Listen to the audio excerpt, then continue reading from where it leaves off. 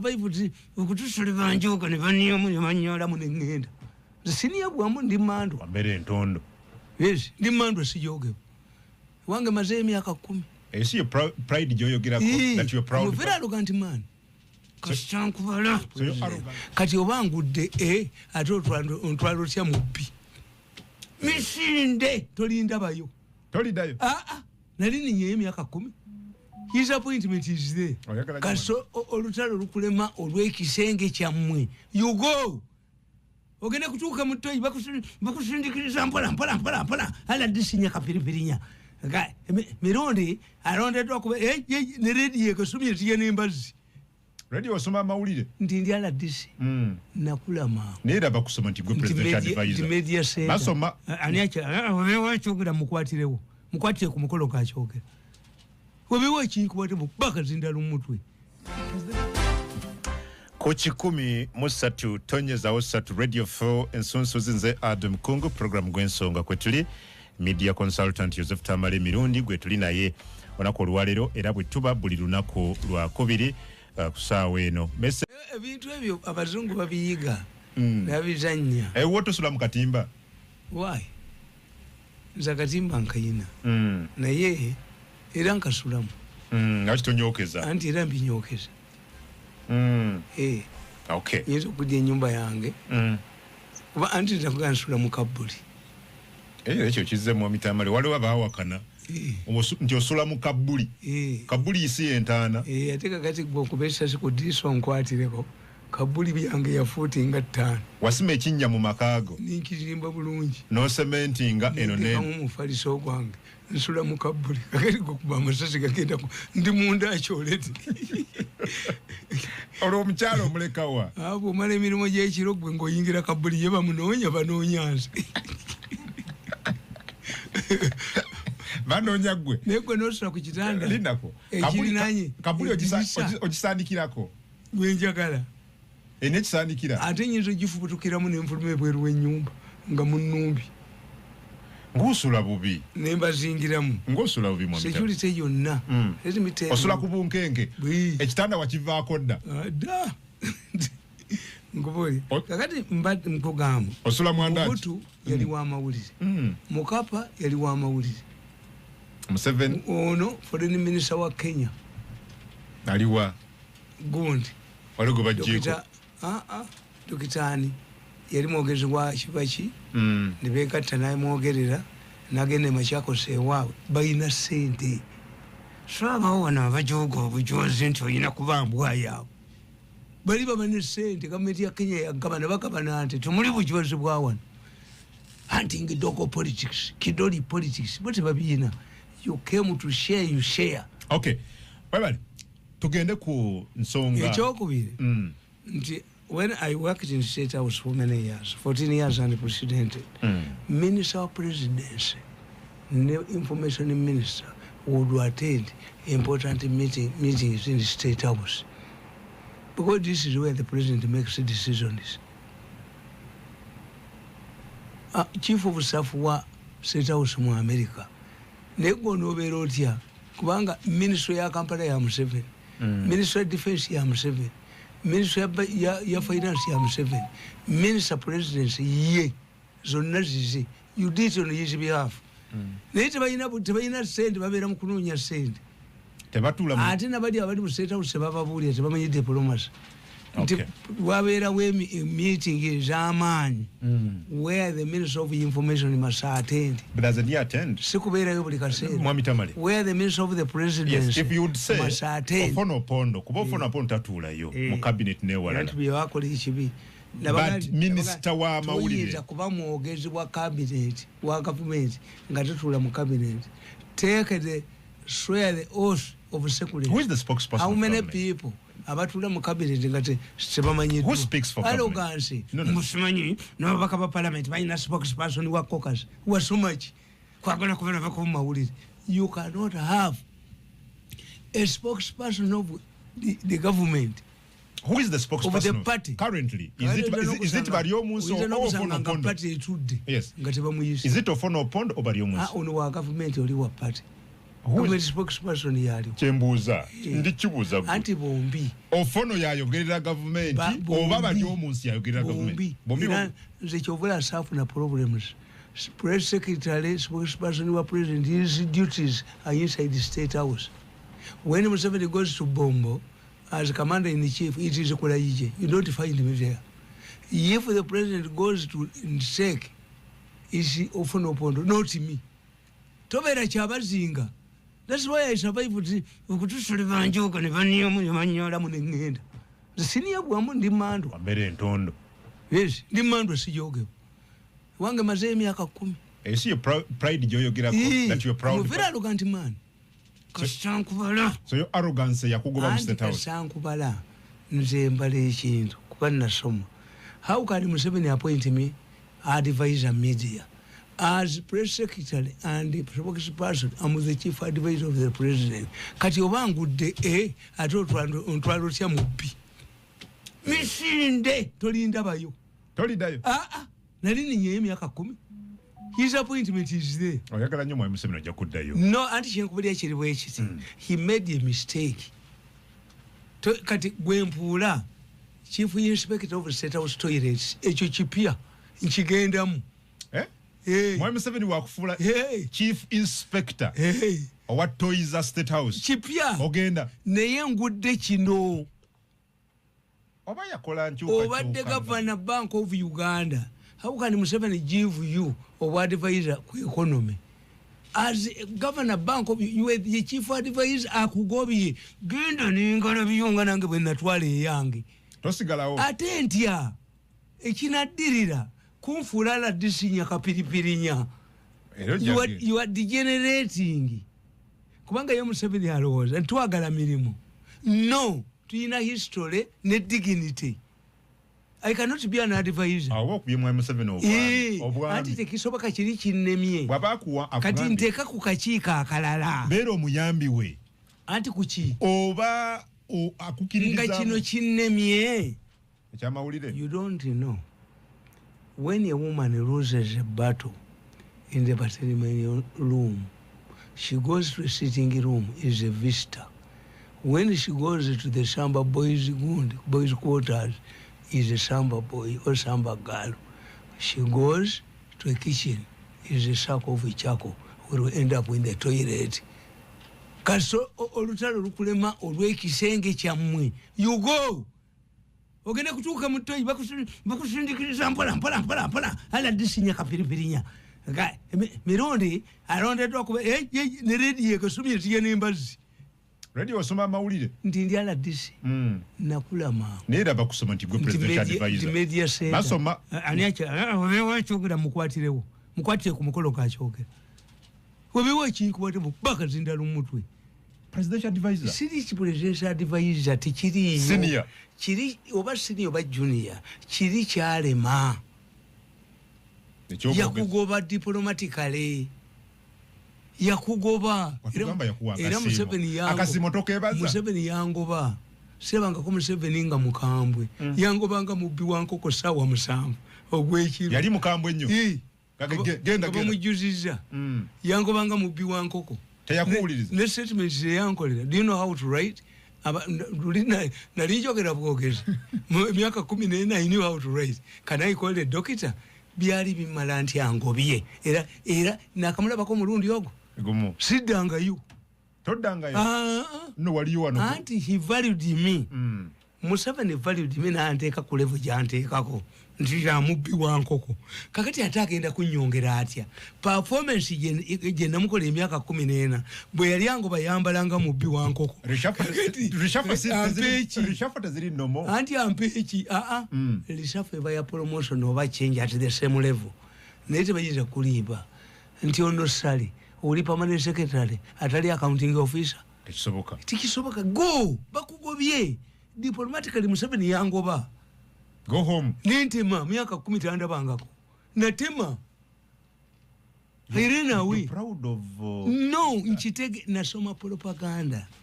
Nchitegeera. Nti what makes a difference between a house girl and a house wife? Is the bed. Lwaki tewazira kino? Kiriwa. Ekyo kyoyina kiti wakizira. Ana kizira. Kigaano nge Mwami Museveni saagala. I don't want to embarrass him. Naye sigenda ngayo myaka 10. Era nze mbagamba, it will be expunged from my record. Tekiribeeramu. Is a sign. Ne basigala nga bakulekedde bino byolina. It is a sign of demotion. I'm a senior citizen. Would you like omukazi yaliko ewuwo okumusanga nga gomesi erimu ebituli? Musigala muyamba. Emmotoka nze njeteeramu amafuta. Abasirikale I'm entitled to basirikale. What if I'm killed?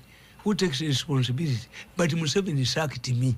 In practical terms, kunza ategeera nti oyogera ekigambo eki nti mukyala wange ne mulamu bitegeeza ebintu byanjawulo. Ne Tamale. Waliwo kyotaddamu. Era obuzaabuza n'abantu. Ate mbuzaabuzaani. Because boga nti gwe Mwami Museveni wakuwa ekifo kirala kyonna tokola era togenda. Nga tekiri mu mawulire. No. Wagamba ne wakuwa minisita togenda. Oba minisita n'okwogerera gavumenti. Yes. Level yange. Inabye yabuuka. Kati bifo kisobola okukola. General cannot become a platoon commander. So what can you be? Sobola kola media center naawe. Can you become a deputy headmaster in a school where you are headmaster? You can't. Yes, you go. Mwe kibakoze obibutayagala genda. Timwagala genda.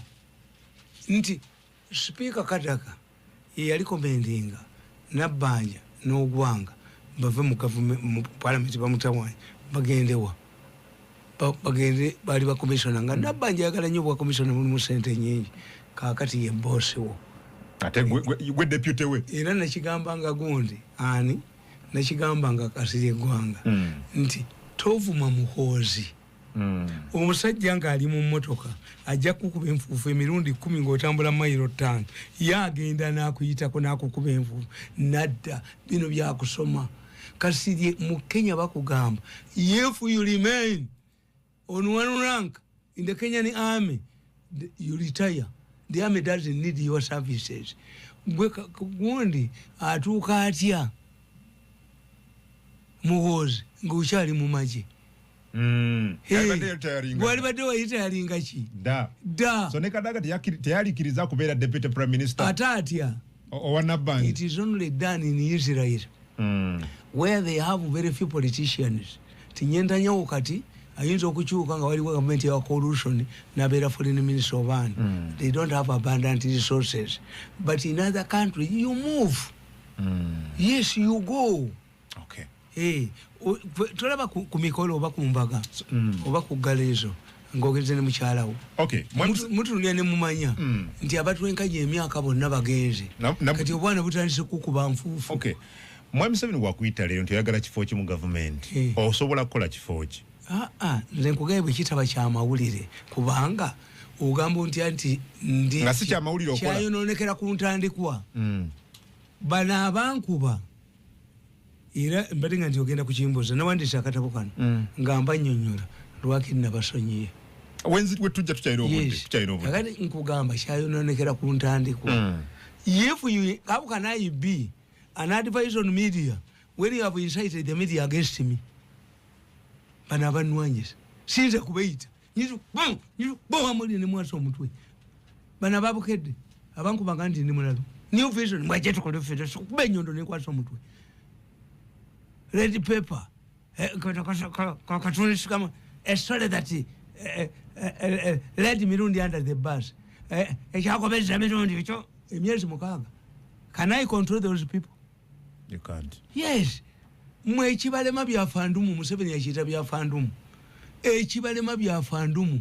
If my elder brother or younger brother does not tell me to accompany him to an introduction ceremony, I don't attend his wedding. Tanjagala muswaza. Toli muddiramu. Ate nkudiramu ntya. Nkuswaza. Museveni after 15 years of service valued me at that level. Nekifo ne bakigaba ne bakiteeka mu sente mpitirivu. Mwana wani akomawo. Who? Ye Museveni yambalya bwenfaanana. Nambalira kweyo level. Nokkiriza. Ate nakkiriza gyendi siriyo. Toliyo. Sikolayo. Oli wuwo. Ndi wange neetulidde ng'omwana nga mbuuza ti dadi oluli wali okola nti museeta onsira nti ate kati nti nkola mu president's office ndi bakoligizo be bani bukya maani kusasira. Then why do you go to the university? Tayagala kurelatinga ne Buchaman. Nedde kyekifo kyabwe. Oba kusasira. Batunuulire balina bwe abo ba advisors balina bwe babeera. Waliwo abali eri ku kingdom. Abo balala. You hear the word advisor. Officieri wa Mwami Tamale. Nze nakiganda sigimanyi. Bali bagitenda. Sigirinyangamu. Sigendangayo. The saga in the when I observed the president, the way he treated me and the way he chased me from State House as a chicken thief, as the president, Nagamba president, has he ever called you? No control meeting in again the Kumpingo. Bakukwata kupal nibankwata nga ndina abasajja nti ndina abasajja bambabazi ne batwetika paka State House ente ngoli kumpingu munabali wa president atenga kikyaliyo kakati nzayo ngo wachigwako myamwana obuzanfanti man people incited Museveni against me okujja ko yankolera ebintu ebi kati bannakyobe tebannamujjawo bamujjawo ya mpeereza obukadde 10 ng'omwana nge bamustidde mu Albert Koko. Ate nali era simubuulidde Kasolo yamubuulira Minister Kasolo have you informed the preconse no sagala mubuulire ankolere ki yangoba abaana babe bafuna diguli basatu yabweza milioni emwemu natuma ne otafiira mukiikirire era Kasolo yabaga nti bumwe mulowooza nti ono musajja Museveni yamukyawo Museveni namulabira mu actions. He was incited, totally incited against me. Netu wange netulira yali akubidde kasimu yampitako omulundi nangandi naye gwe lwaki bano tobasonyiwa nemugandi nze ndiresola ndi bokisa bali basuula ettawulo nti bannemereddwa ndi mulwanyi bali abatandikako olutalo basuula ettawulo muye Museveni ayogera mpola mpola kwa evaluating nagandi munnanka nkobolere ffe mu magye tusonyiwa naye gwe twali badde ofisa w'amagye mulungi atasonyiwa kale nakukubira essimu tiyaddamu kkuba he evaluated me n'ategeera wooli standiyo musajja tajja kukyuka kuba bo balowooza nti bwe batukuba enkyo ne batankolinga mani tukomawo dignity yange ogimazeewo yo dignity bakusiteka lwaki muyombera ku mizigo ne mukazi w'omwevume muyina kusenguka mugende ofuka ku buliri essuka nze nzooza ng'omwana omuto ovuma balo kakati what happens mukomawo ku mizigo okwo mba muswadde yes naye bano bajuuka ne bakukuba ne bakonoona ne bakola ate nkomawo bakuba kadaga nemukuba nemutunanga ekiyoyo nemutunanga ki nkomawo nti akasamu nkuba sikomawo kubanga abatukuba bali mu gavumenti nkuba sidda tebagambikako sisobola kubeera mu baasi muli mutamiivu kondakita nga ngenda kusaala kubanga amalusu gawandulako ogenda okusimba layini nga baga oli mutamiivu. Why should I remain in a bus where I'm going for Juma prayers and Muslim when there is a shouting man, a conductor, who is spitting on my kanzu, Juba? Olinda basi ndala nzena fulumani bamfulumya ngomubiwe enkoko kati ndandala eyo gifuluma n'okwatenda etalina mutamiivu nga kondakita. Yes, mulimu group etujoga netunyako netunyalako mweri mu government ate tabagambako gwe gwakanyuka kakati kibalekere bamulemerera era nze mbabuulira. I've written it in this book. We are likely to get a more serious issue than Rwanda genocide. Why? The Rwandese were incited by people. This does not need incitement. Abana bange tebasomye nti gwekola sente tumwavuwaze fatukole ogadi trade yaffe nga taliwo ababo bakapa abange bamese. Do I need to be incited to pick a panga?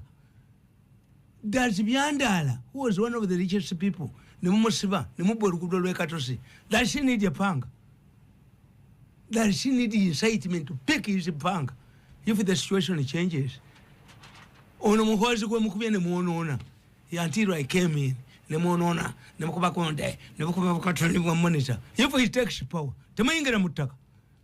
Temuyingira omuntu yerabira kyo moyi bamujonyesa abakikuyu yabavugaza n'abamalawo nga akutte power. Nobody forgets. Akole business ze, bakole business. Nejibalikidi. nzija kubanga abaana abange bamese abamwe bakapa nzija when he wants to see the president he must go through someone. When you are writing, as I used to write my memos to His Excellency the President, but now we have to add through. Okay. Muchibi was the Minister of Foreign Affairs in 86. He went back to the ambassador level. And ambassador level, your boss is the permanent secretary. Or ministry. The person who moves backwards in Buganda must be a witch. Museveni. Echo chireke. Jowava toddayo. Chite wachiyitako. Okay. Ate alikuza. Okay. Nika kati sinja kubeera advisor. Webale nnyo Mitamale. Okujja kwanga yampa welfare yakasimu nkalya. Webale nnyo akadde katulese. Yes. Abalambuza ababiri ababiri ne driver abatiddwa. Ndabye amawulire mu nsi yonna gakuba Uganda. Kino kituleseewa. Bano tebamanyi kuhandlinga media. Ewaabwe teriyo ba highway robbers. What it tells you nti this is a work of ADF.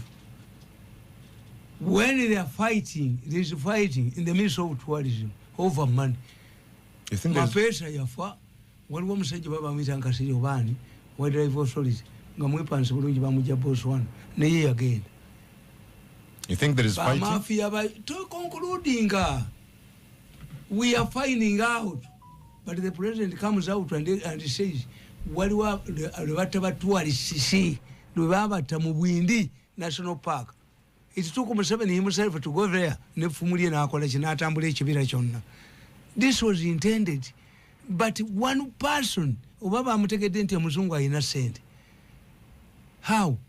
Where did they seek security? Anti nkubuulira tetwogera bintu ebyo era mbagambye nti singa president wa Uganda yabadde prime minister wa Israeli Hamas ne balumba Israeli yaliga nti security eri yabadde lax Museveni would blame it on security. If the terrorists attack the parliament he would blame it on no. The Israelis ekyo tebakiina. Even if security was lax, you don't have any reason to attack us. Tukumalawo. Ate Israeli nasiyo bayita the higher doctrine. Nebobera mu kanisa bakikuba. Nebobera mu muzikiti bagukuba. Neberi basomero balikuba bibyoga nti nga bano mutoke kwa musomero. Atekanga ti abana opposition bawa no tegeti tudukire mu somero. Abana tubalage mu kindergarten tebaba kubetiya gazi. Abachi so lago mukazi olubuto ngafuluma se gundi costa abayite tebabina. You have to pay. Well, get people who are defending. Charles negative publicity gwanga ya Uganda. Tebali chikoze bwebati. We are investigating whether it was the only difference. Holomark, kuleka ADF, eriage kucha motoka. But when there are troubles in the midst of tourism, nga auditor general dealing na audit the TFS, the auditor general report. When there is trouble, fetubuza, mu intelligence tukubuza, who benefits from the murder? Gundi bwe yafudde. Netukizulika. Ani afunamu. Netubuza, investigation zali genze ne mu ministry. Ono yabadde amutambuza bulijjo driver. Oba ina driver gwe yatabuse naye. Si conclusion, immediate conclusion. Bano ba mafia ba wano. Ngaliwo mafia go bagubye mu tourism abadde adiringa ne sente. Achita. Achipama munabala bali mezifono. This then to group psychology. The group psychology of our people, a mafia ya Uganda. Ekintu kyeba mugobye mwakiropa. Achikuba mawulire. So you don't government ya Uganda is excited nnyo. Government is excited. Yes. We are still investigating. It seems there could be highway robbers. They might have kubanga omuzungu mmwe yatambudde atya ekifo ekyo bakakikubiramu emmotoka meka. We pose the questions. Yabadde ne sente yavu money. So buza nti twaki twayanguye mumukonkludinga mangu ADF. Others will bajja kwegatta mu ADF kubanga ADF mukiwa ne ordinary robbers nebagenda kukola ki kweyita ba ADF. First say abazungu tubamanyi. Uganda regulation announced the death of 2 tourists. We are going to, the government is investigating whether it is a natural robbery or ADF. Era abazungu bajja kugamba nti bomu etulise buli kitongole ekyo ekyabatemu kirina holomark, tukiyita holomark. Tustudyinga we balumbidde ne features zaakyo n'omuyonga nti ani akozesa bino. Let me tell you, Kaweesi bamutta n'omukazi, Katumba Wamala baali bamusene muwala we. Kirumira Kaweesi ekirumira alina omukazi, eyo tukiyita holomark, nti akola ebyo bamuwa ssente tabayo omulala akikira imenga nze nakikoze kuba mulimu omukazi ekyo kyange. Era bw'oba osoma terrorism bakutegeeza nti singa Mirundi akutuma nti genda onzitire gundi omutwe n'ebigero jja nabyo bw'osanga lwabibyewo naga tewamuse. Holomark nti Al-Qaeda erina bwekola ebintu byayo. Tegendi Al-Qaeda ne mutegeera nti eyo Al-Qaeda era ba experts abali mu America abali luddawa nga tebanna commentinga we are studying the debris.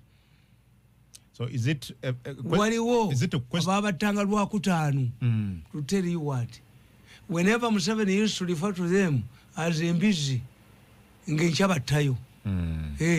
Museveni yabavuma ku national address, state of national address, n'akwata engato n'aziwaani Abiriga yagenda okudda okusoma budget nga Abiriga mulamu nga mufu. Kano koyogera katono nnyo kano koyogera. I would have come in my sandals if the trousers was not too long so that I would step on the. This one is also wholly made in Uganda, and because the people who are asking for the shoes are bad-mannered, I can look for a disciplined Abiriga. Bakolanga n'amuluma n'okutegeeza nti gyebali. Kakati ffe tukikuga nti iginowa put them a contact card. Whenever you talk about them they strike. Whenever you talk about them they strike. Kakati kwekyokola obakola contact card toboogerako kuba baagala okukulaga nti weebali. Weebali security bwe bagizanya bwe batyo. So ekizibu siba kugu bulungi mu kuwa information batya when the president rings you omuddamu ki. So why did you rush then? Anti kyenkubuulira olina kuwayiza ADF ne police international si gwe kusoose batta abafalansa oba baali mukaaga mu bwindi ne babatta. When there are battles, fetubuuza who benefits from this. When there are battles in the midst of tourists, over money, over dollars. Waliwo gwe baakutteyo, waliwo gwe basuspendinze. Omusajja ono yafudde naye abadde avuga nnyo abalambuzi. Gwe kimanyi nti omukazi oyo ayinza okuba yabadde ne ssente yadayina ssente ze yatambudde nazo. Abo abasajja abatemu buli gwolaba yenna gwe bakubya amasasi oba ku petrol station oba ku hardware we babbye abakola butinga nabo. Bwe kye bakola bamanyi the police will grill you and you reveal. Omuntu yenna gwolabanga nga bamusse we babbye we bakoze robale yaba yabaleese. Tebaagala kubasanguza. Anti bajja kubayola bakuba emigo ku poliisi mwoge ono gwotte yakuleese. We study these groups. Terrorism starting. When you see emizikiti ejinyirira nga girimu bamasheeka behind some men nga mipya is a sign of Al-Qaeda. Nga basajja bagagga bayina emmotoka nnungi police car bayina ki Al-Qaeda weeri. That's the cell of Al-Qaeda. Terrorism tumusoma bwekiri nti Al-Qaeda tugimanya. Wabeerawo emizikiti emipya abavubuka behind some men bamasheeka abalungi ennyo abayina life eyawaggulu police abayina emmotoka ez'ebbeeyi is a sign of Al-Qaeda. Kubanga bo bakimanyi ti kiba preachers okusika abantu balina kuba baki baleka bulungi okay balina kuba basajja bali handsome okay era fe tukugamba nti bwoba wasoma public relations nga manager wamwe ngono mwami azewa nga manager wamwe mubi mumugagwe tojja ku TV abantu batunulya nyindo yo leka Junior wayaje era nze nasomesa nga mawuli nga bawala mbabuulira uli mubifa mawulize ngobabuulira no you discourage them. Media is for beautiful ladies ne bona ogenda mu BBC mwani mu CNN mwani abakaddiye babatwala mu radio teri agala kulaba face yo olukaddi wanga bakujjawo yes entertainment industry kulaba na bawala bayimbi balinga embuzi za wali mu mbuzi wali okulinana kutwekobe abayimbi bawana okujja ko ngako kani waliwo butonotono ngani shiba kano kawala kange bakayizana akaliwa abala bagikona abala kubafiira jozalawa kakayimba kagamba kati ejozalawa gejozalawa abala jiba omuliro munyumba naye abakazi abo bola babayimbi abo nga yajjeko byayambadde ne bibamukoze oganti nalese mulala olimba mu mitama I'm telling you baba batya abasajja bomumbuza abo balaba wali bo basanga no baganti njakala embuzi eyebitanga ebiddugavu bakwa nti omwana ajina taliyo ne bagipaintinga ne pick up ngo gitwala wa musabu muganda pick up ne male kubwe nkubo ganti kuliko ndala paint abawedde bogisibe wantu enkuba negisangayo ogendo gikimudduka n'abayimbi bano bali abata ngojje nga wamulabye nga aweddeko nga bino bimuweddeko kabejjeko make up baba batya todduka emisinde bali kakati bali made buli TV naye kugundi kyali ewakaliisa nga tulina abatukolako gundi make up nga temunagenda kumpewo egundi noba nga togera ate president yajjanga abazungu nga bamugamba okubimukola yenga akkirira a black man like me I'm not a film star so nga baba bakuteekako nti totuli kamera ene ereme kukuba ojjemuki ntuuyo era mwanange mfe abasoma ebintu ebyo bya public relations twesiimye Biden bwe yakyadde mu Isiraeli bombi basomye ku lupapula naye omanyi nti nyentanyawo bamulaze nnyo nga n'olupapula lukankana Biden walabye olupapula lwasoma nalabye ate lwalabise yabadde nalupapula yabadde nalwo tebalulabye ku screen naye nyentanyawo ng'akankana n'okankana n'olupapula nga lukankana bwe ruti that's American media era abantu bagamba nga nti Obama is an orator ne bagamba Obama si orator ayina akalabirwamu kateeka ku mwenyeze n'alaba ebigambo byotalaba really abasoma technology wali amuteringiyo Obama teyali orator bamuteeka kakalabirwamu ebigambo birabika president wa America era newunyiza Biden okusoma ebigambo birabika n'ayogera babiraba nga mufite tubiraba yes ababiraba nga bwolaba wano omuntu asoma amawulire amuteringiyo kakati abantu ba radio Uganda abasomanga amawulire edda abayo TV nga abatunulirizi bwati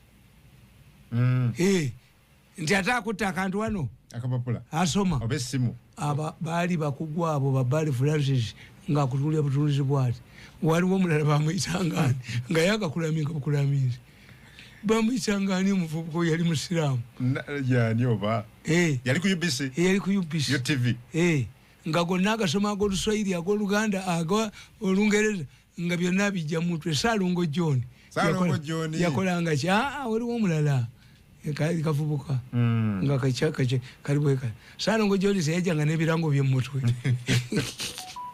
is a talent me walalabyeko nga mpandiisa ekintu byogenda okwogera biva mutwe because I discuss sirimba omuntu atalimba teyetaaga kuwandiika annyonnyola kintu tuyina akuuma era nabagamba nti poliisi yawano bagibinika emirimu biki oyinza okusanga mu poliisi mulimu Musaidi atalabanga kukuuma ke bayita Alayidde tekita. Alayidde tekita ekubulira omuntu alimba. Je kalim police. Sebanyo baba kayina. Neze nkayina. Alayidde tekita okasetinga kabala ebigambo omuntu byayogera nga talimba. Aba speed kwa byogerera ko Alayidde tekita ekubulira. Kyona alimba ntali. N'omulalu n'omutamivu. Singa nzija ku radio kuno nga natamidde abagezi bategeera musajja atamidde alipitinga takutula nsonga tannyonnyola ebigambo bimuzanyirawo bwebiti is a drunk but okay bakutegeera abagezi ha musajja waffe gwakubye kati kubanga talina kyakutula talina kyakusa naye gwe tojja nkuwa ndongo otamidde gwe byo bigguka bagamba onywa awa tugamba onywa tonywa nywa nywa ate leero onywidde ne bwe mba ngunywete nze ogwange kuliko abagunywako bajjo takubulyangako bajjo tambuulirangako bajjo yateekawo kuleetera bbiya 5 nazituukamu 3 ngwasigatiro 2 nadduka mwateekawo empaka z'okunywa nemugaa gonna ngenda gumala n'ateekawo kureti meka 5 n'onywako 3 ze cupa mmeka empaka nazivaamu naye nze nagunywa neyita abagunywako ku mutwe nze nywa nze ndi luseke musoka jja nagunywako n'agenda nze ngunywa guyitamu buyisi nze ndi luseke guli luseke ne bwozireta 5 kati nzifuuwa ozinywa anti muyita abatuuliza abaffe bajja zikuteerawo bagiteekewo musoka jja azinywa azikubeabasebe because baagala bakakase ddala osobola okuzinywa buuza bajjo yaddukira nga ntuse ku 3 nga sigaddewo mmeka ewaffe nagamba no si bwangu ewaffe waliyo omusajja nga bamuyita bakule andi bakule aliyo n'omusajja mulala bamuyita Kalifa emyereeko bakule yali mwami n'abayita abami bayitanga abantu ku lw'omukaaga nekitange yabayitanga kakati n'abattira endika kakati Kalifa emyereeko n'amugamba naye bakule oli mwami naye oli mukopi n'otuwakaliga kana akanene ne kasigalawo wano namugamba njikuwa kiri ennene gyogamba njikuwa kiri ne bakuba empaka Kalifa emyereeko n'asiga bakali yalaale bakule n'ateekawo endiga nene Kalifa emyereeko n'akima ecupa za wala jesi n'aweta amagu